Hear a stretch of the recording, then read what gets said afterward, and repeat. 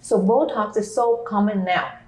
The young, the old, everybody's getting used to the idea of using Botox to help a little bit, to diminish the wrinkles, the lines.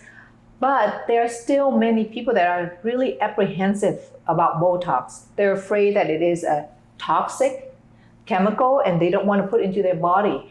So Teresa, from your professional point of view, what is Botox and how is it toxic, or is it toxic to the body at all?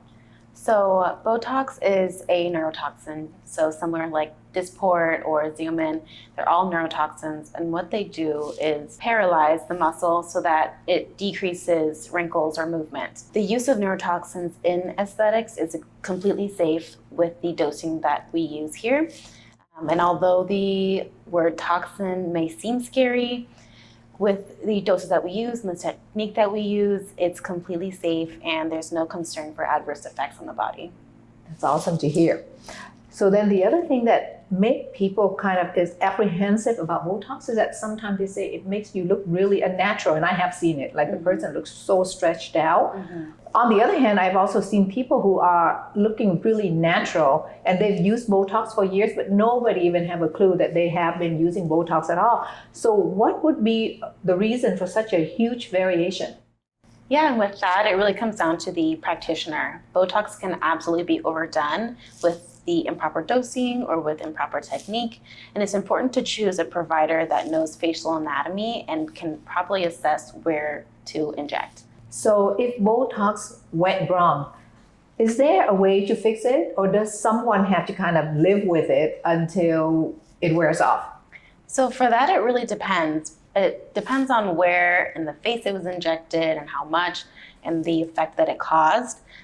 In some senses, you can correct the imbalance with a little bit more Botox, but in other cases, you just have to realize that Botox isn't permanent and any issues that you see from it will resolve with time. Okay, so then let's talk about that time for a bit. For some people, you would hear it will last 3 months, others 6 months, and then other a year. What makes that variation? Different people react differently to Botox or even the other brands, so Dysport or Xeomin or whatever. And it also depends on their metabolism, how quickly they can metabolize Botox, or if they work out frequently.